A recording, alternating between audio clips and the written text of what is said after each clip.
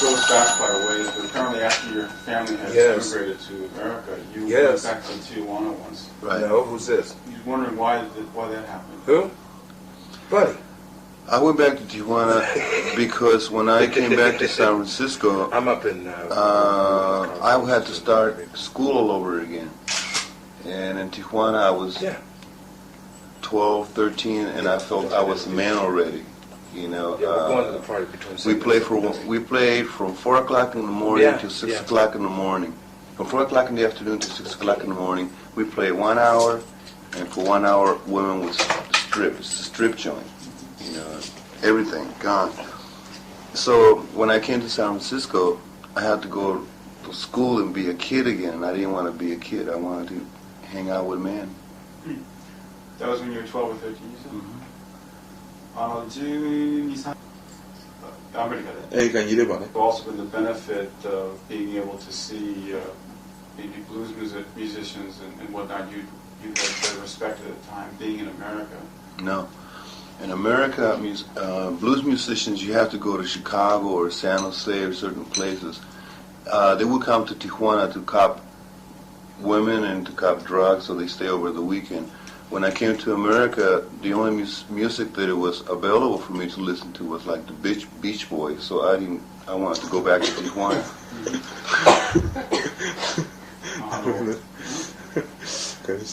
Mexican music in Tijuana, though? Right, my father taught me the traditional Mexican music, which is composed of classical. Mexico was conquered by Germans, Turkish, French. That's where the word mariachi comes from Irish musicians, street musicians. So I learned a lot about traditional and also Tex-Mex and a lot of classical oriented musicians. I'm sure you also were involved in like Latin percussion back then. No. In Tijuana, Latin percussion to me was like Desi Arnaz, was corny music, and I didn't want to play that kind of music. I didn't learn about Latin percussion until San Francisco, until I started hearing.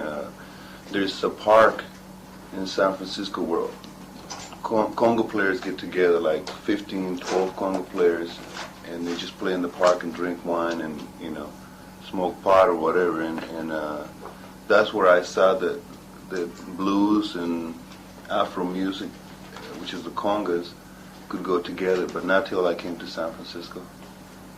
Oh, no, also Mexico? No, I don't think so. Oh, so.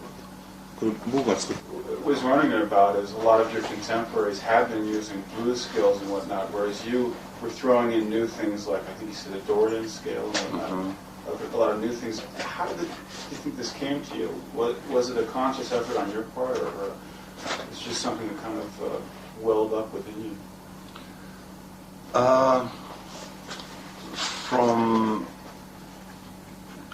From 5 to 10 or to 9 or to 11, I learned classical Mexican music, traditional music. From 11 to 16, it was just blues, T-Bone and people like that, and Jimi Reed and people like that. Then later on, through John McLaughlin and John Coltrane and Miles, that's where I picked up, you know, different kind of scales, Indian modal scales, and, you know, different kind of scales, more Charlie Christian, or, you know, different kind of, just different kind of scales, different kind of language. If you were very into like the other guys at the time, the Becks or the Claptons, or you were not very up on what they were doing? Yeah, I always liked Jeff Beck and Eric Clapton, specifically Jimi Hendrix, because he's the. My primary love goes for the blues, the Delta or the Chicago blues. That's still my first love. That and Afro, you know, the Afro influence of Afro-American music. What do you mean by Afro-American? Well, Afro-American music deals with, in the South, it deals with the blues. and the so-called Latin deals with Afro-Cuban, Brazilian. That's Latin music. And then there's Tex-Mex, which is Mexican and Texas-orientated border kind of music, like Ry Cooder, you know. Not like in the first stages of Santana, the solos you were playing at the time, they were not really thought out, were they basically ad-libs on the spot, or do you always have something in mind, a pattern you were working on? No, I never work out any solos. I try to just close my eyes so I can see clearly and just put all the elements. We have a saying, you know, in the real music world, it's called bringing it all back home. You know, and when you close your eyes, it's easier to bring everything together, from T-Bone Walker, which I think he's the one that invented the shoe and everybody created a style, to Jeff Beck today, or Eric Clapton, or Jimmy Page, or the new ones, Yngwie Malmsteen, or whatever, you know. But I don't think I ever really sat down and said, this is what I'm going to play, you know. It would be, that's more like typewriter kind of music, and that's not what I'm about. When you're like working on a real long solo, do you ever see yourself drawing up or working yourself into a corner? Or does it all flow very, very good, and does it get better the longer it gets? No, if you approach a solo mentally, you work yourself into a corner. If you approach a solo from your heart and soul, it's vaster than the sky and vaster than the ocean. There's no limits to it, because you're dealing with a different kind of rule. Actually, there is no rules, you know, even though there's only 8 notes. Actually 7, because the first one and the 8th one are the same one. Mentally, you can work yourself into a corner. But I'm not a mental person. I'm not an intellect. Arnold, you added something completely new to modern music. It's something that basically just came together with the band, or was it something you yourself had in mind?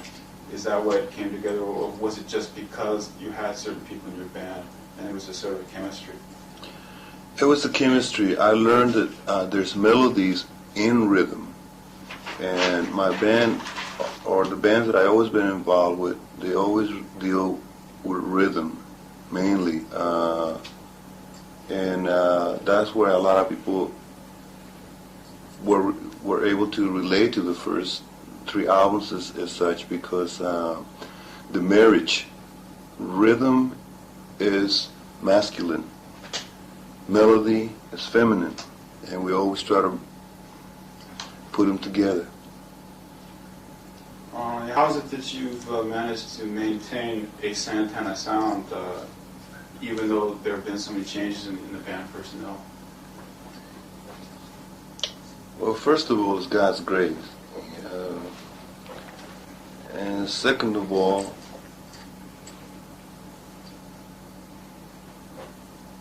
the sound is the most important thing to me. Your sound is your face.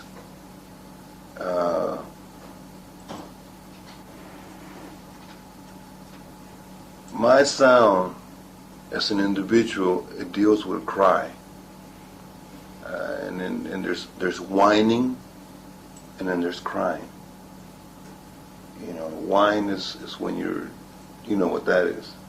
Cry is when it comes from your soul. Whining is like a dog barking at the moon. But when you really cry, it's spiritual, and that's what I like to be wet with. Those elements, John Coltrane, Mahalia Jackson. I think that's the most significant contribution in music, is the cry, because we all cry for perfection, perfect perfection. You are completely in charge of all personnel changes, though. If anybody's hired or anybody's fired, it's because of whatever you think or whatever you want. No, I have never fired anybody in the band. People leave when it's time for them to leave. People leave because they make living with them impossible. They're either late or their heads swell up or they're too hung up on drugs or something. But I never fire anybody. When we ask somebody to leave, they have fired themselves a long time ago. How about for hiring? Is that all your... For hiring, I deal a little bit more with that because, for example, Chester Thompson, Buddy Miles, I feel that we need the resources that God gave to them for us to be complete in our sound and in what we're about. Which album do you think the band, I mean any of the bands you've had so far, was at like the peak or maybe the highest level? Has it always been the same, or has there ever been one album that best represented Santana as a group? I think Lotus album. It's not the peak, but it's the best of our goals to bring it all together. You know, from Jimmy Reed to John Coltrane.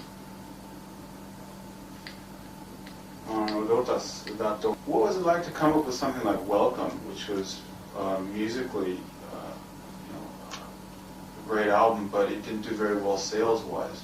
What's it like to go through an experience like that? Well, you know, before we did it, we knew what we were doing. There's quality, and then there's quantity. And I'm not McDonald's, and I'm not Chuck Berry. I can't play the same thing for the rest of my life. You know, I have to, my heart and soul always yearn for expansion and progress and transcendence, to transcend. I can't worry and be concerned about corporations, and I don't believe in selling an album door to door. All I can do is express, and whoever is receptive can deal with it. So have you ever had trouble coming up with members? You always seem to come up with very hot bands. Have you ever really found yourself in a predicament where you couldn't come up with personnel you wanted? No, there's, in America, fortunately, there's a lot of variety in musicians. I love to play with Buddy Miles, either playing drums or Tony Williams. There's a lot of musicians out there.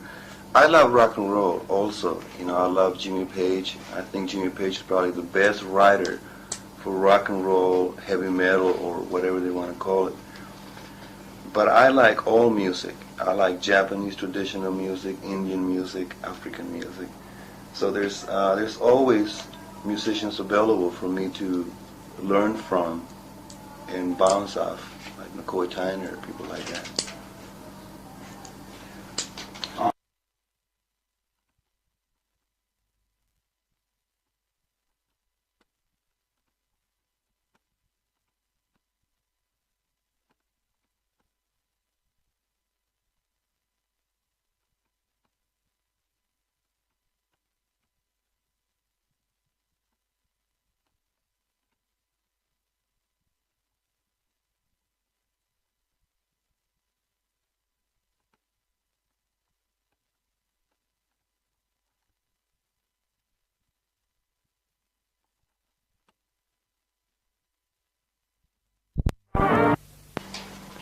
彼と知り合った時は彼ものすごくまだ若かったわけなんだけど、どんな気持ちがしました？ 15 歳ぐらいの少年だったわけでしょ。グレグ・ローリーの方はニルに対して偉く入れ込んでてね、でそれで僕も彼と会ったら非常に彼のサウンドが好きだったんですよ、ニルのプレー、ツインギター、いわゆるツインギターをやってみたかったんだけども、その目的を果たしてくるのはおそらくニルだろうとあの時思ってた。彼の情熱的なプレーにしろ、全体的なプレーにしろ、目的を果たしてくれるだろうと思ってた。でその後オルマンブラザーズとか多数のバンドはその方法を、取ったから、まあ、結構影響があったんじゃないかな。ああ、なるほどね。エリック・クラプトンとニール・ショーンを取り合いになったという話をニール・ショーンから聞いたんだけど、実際どうなんだろう。It was you would want it. Is that a fact? No, it's not true. What was happening is that Jimi Hendrix have played at Berkeley Community, that historic album or movie, and he mentioned that he wanted to join our band, and he obviously heard two guitar players also, so I never approached Eric, although it would be a great honor, but I thought that Neil could cover that spot, that Eric Clapton could cover. I just mainly wanted another guitar voice aside from my own. You said that Jimi Hendrix actually wanted to join? He wanted to join our band. At least that's what he said. Yeah. 今言ったことは事実ではない。The plan originally was that Eric had wanted to pick up Neil Schon for his band at the time. So that was kind of a mistake there. Just want to clear that up. Oh, I don't think so. 事実ではない。それからまあ Among your albums, in terms of the just guitar playing alone, he's most fond of the third one. What do you think?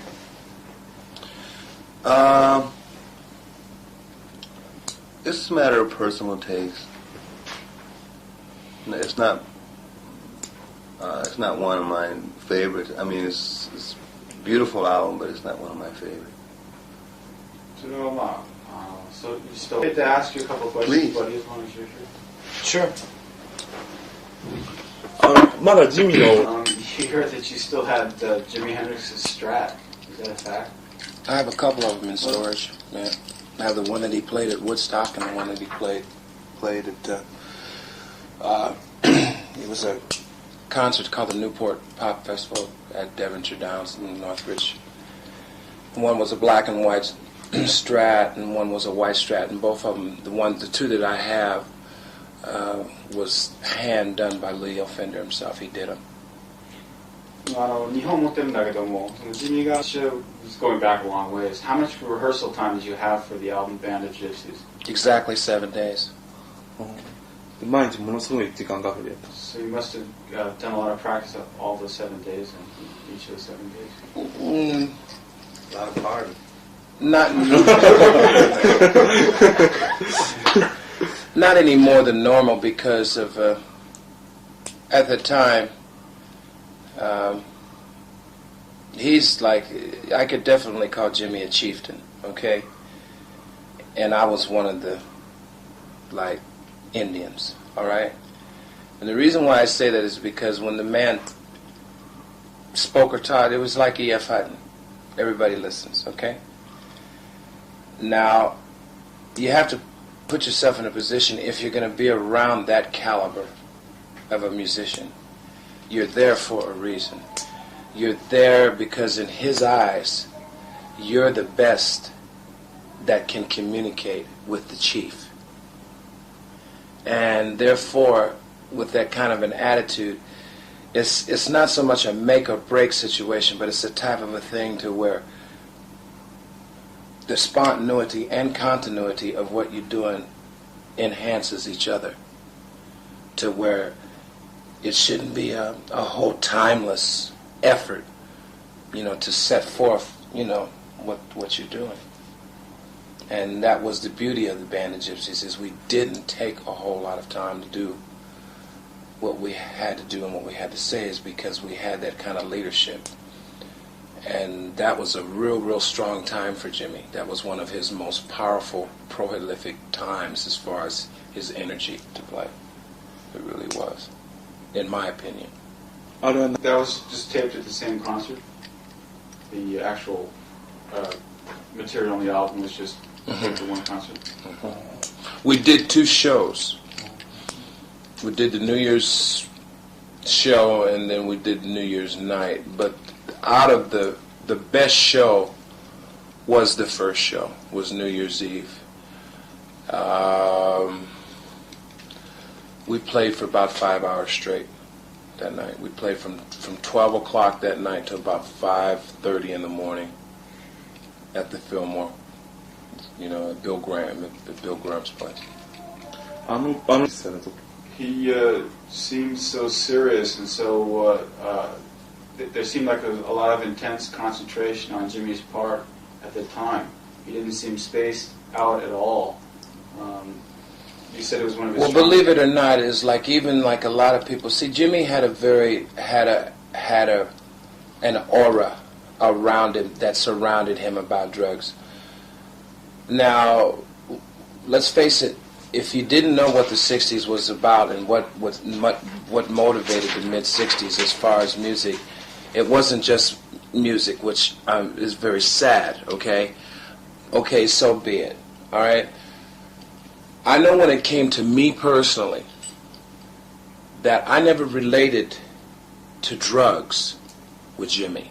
Okay. I looked at this man personified musicianship, and that's what he had, period.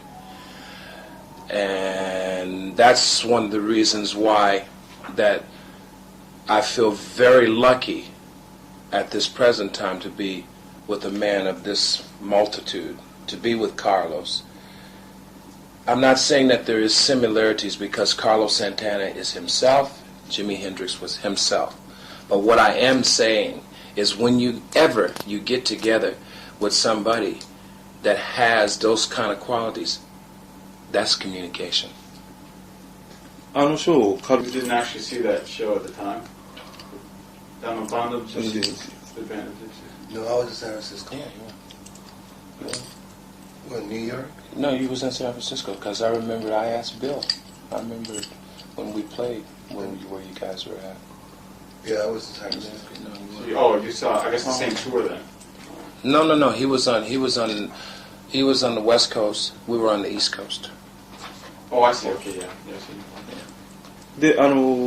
He heard that Jimmy hadn't wanted to release that record. Is that because there were better tapes around, or you had better sessions otherwise? No, because you're going to hear a lot of things. People are going to hear a lot of things. Just like I heard in different interviews that people had said that Jimmy didn't really want me in the band of Gypsies. And I know for a fact that Jimmy took me out of a group to make the band of Gypsies, out of a very good group that was on the road touring with the Jimi Hendrix Experience at the time. I won't say it was the best horn band in the world, but it was good for what it was. And I remember him coming to me and saying to me, and I asked him, and I looked at him and I told him, I says, do you really know what you're doing here?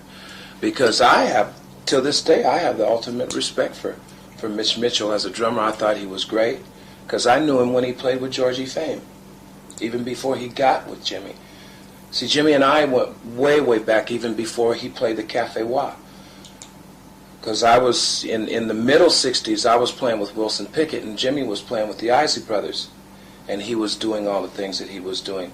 Only except them is they just didn't have effects, and they just didn't have, a lot of the tools to work with, of course, like they do today. But see, the thing about it is that's one thing about this business, is that you'll always, from now on till doomsday, you'll hear pros and cons about what this and what was that was. But believe it or not, the band of Gypsies at a time was on, it saved the little bit of musical energy that man had left. That's the reason why he did it. It's because he was not satisfied, and it wasn't because Mitch. I think Noel Redding had a lot to do with it more than anything, because on the albums, Noel did not play that music on those albums. He got the credit on some of them, but he did not play. Jimmy played. I was right there. He couldn't. There was no way in tarnation that he could. Matter of fact, Noel was a guitar player. Number one. Number two, he was always in awe, envy, jealousy. I mean, I'm just being honest because I was there. I know a lot about it. I mean, there was never a dull moment for the man, and they did not make it easy for the man to play his instrument. And a lot of his music, a lot of people don't even listen to his albums, but most of his music was played under duress. As beautiful as it was, that was really the mind-blowing thing about him, but he always had somebody gnawing at him, always, for something. バディがドラム。彼がしたなんて various records were released with your name on them. You're credited as having played drums. I guess these were all released after he had died. These are all the real things, though. These were all tapes you had originally made and were just... There's a lot of things that I didn't get credit for in the early days. I played on his albums in the early days. I played on Are You Experience? I played on Axis Bold as Love. I got the credit for Electric Leyland, but I played on just about all of them. Is that right? Sure. It's not, you know, like, not taking anything away from him. I think Carlos, myself, a lot of the best of the musicians have went through something to be a survivor today.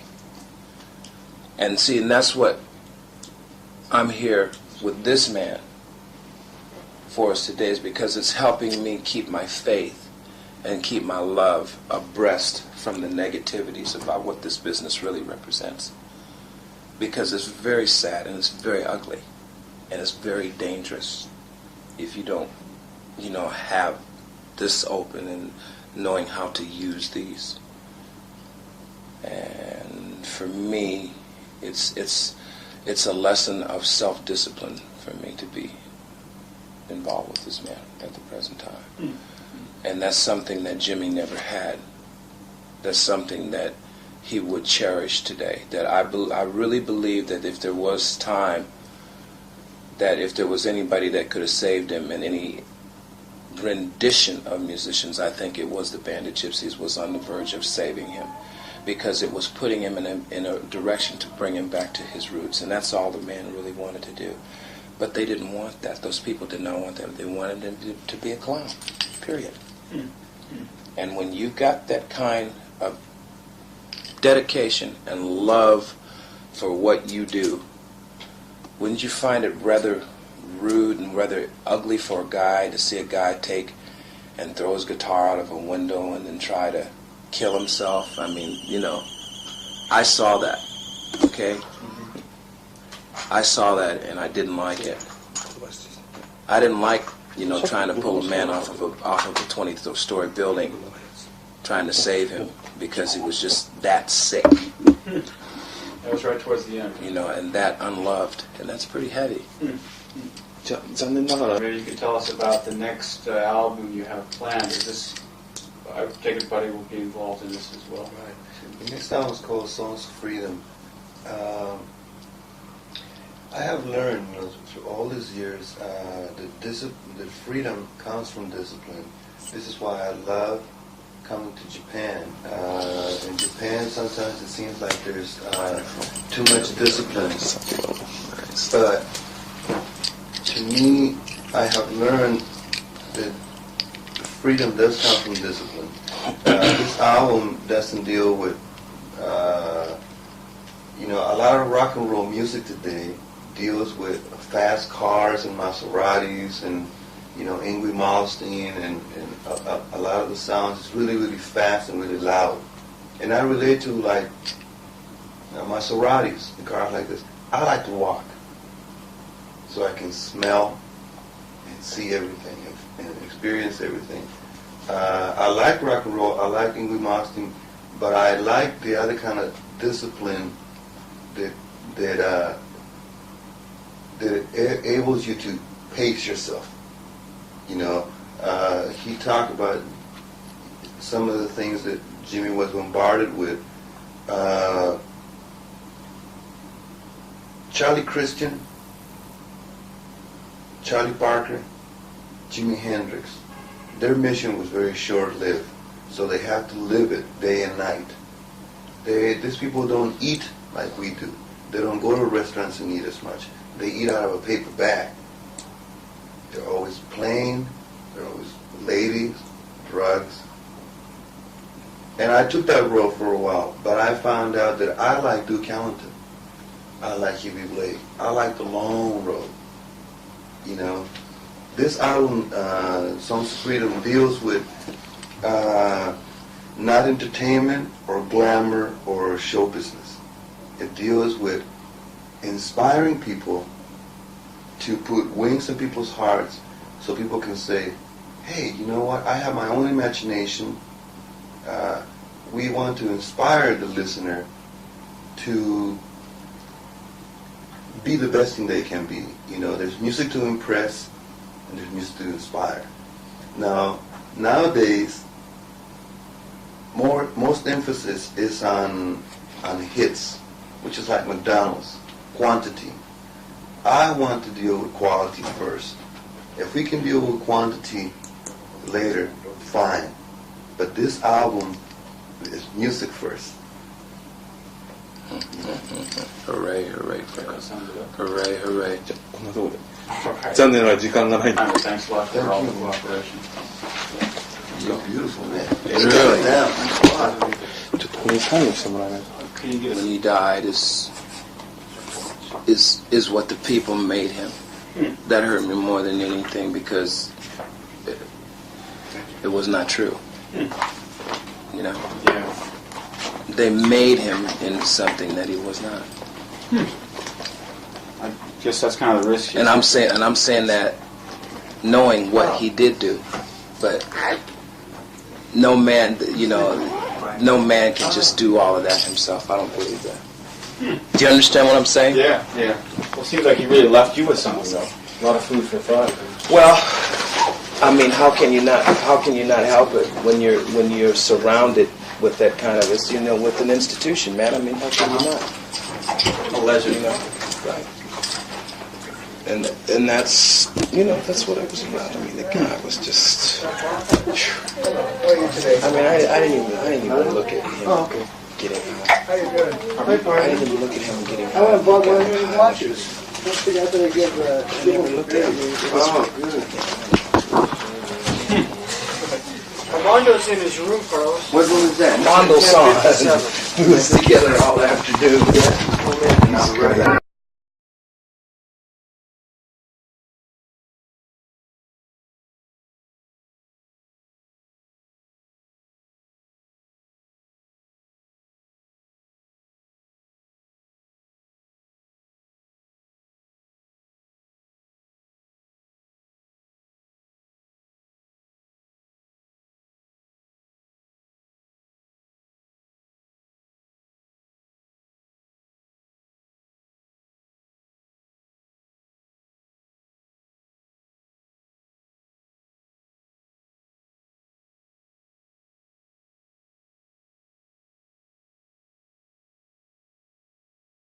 Goes back quite a ways, but apparently after your family had Yes. immigrated to America, you Yes. went back to Tijuana once. Right. No, who's this? You're wondering why that happened. Who? Buddy. I went back to Tijuana because when I came back to San Francisco, I'm up in. I had to start school all over again. And in Tijuana, I was Yeah. 12, 13, and I felt I was a man already. You know, Yeah, we're going to the party between.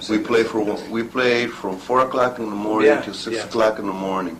From 4 o'clock in the afternoon to 6 o'clock in the morning, we played 1 hour, and for 1 hour, women would strip. It's a strip joint.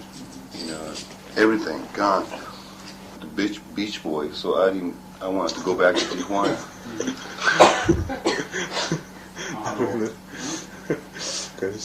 Mexican music in Tijuana, though?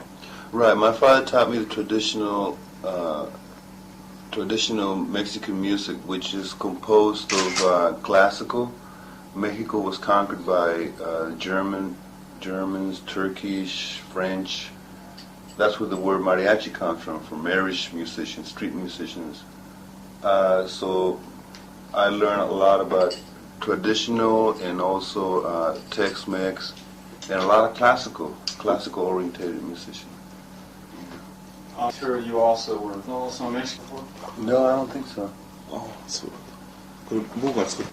What I was wondering about is a lot of your contemporaries have been using blues scales and whatnot, whereas you were throwing in new things like, I think you said, a Dorian scale and whatnot.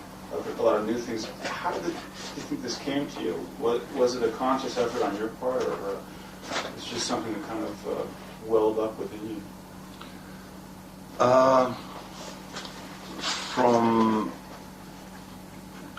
From 5 to 10 or to 9 or to 11, I learned classical Mexican music, traditional music. From 11, Involved in like Latin percussion, even back then. no, in Tijuana, Latin percussion to me was like Desi Arnaz, was corny music, and I didn't want to play that kind of music. I didn't learn about Latin percussion until San Francisco, until I started hearing. There's a park in San Francisco where Congo players get together, like 15, 12 Congo players, and they just play in the park and drink wine and, you know, smoke pot or whatever. And that's where I saw that blues and Afro music, which is the congas, could go together, but not till I came to San Francisco. So when I came to San Francisco, I had to go to school and be a kid again, and I didn't want to be a kid. I wanted to hang out with men. That was when you were 12 or 13, you said? 12、3アメリカで。映画にいればね。 Also been the benefit of being able to see maybe blues musicians and whatnot you had better respect at the time, being in America. No. In America, blues musicians, you have to go to Chicago or San Jose or certain places. They would come to Tijuana to cop women and to cop drugs, so they stay over the weekend. When I came to America, the only music that it was available for me to listen to was like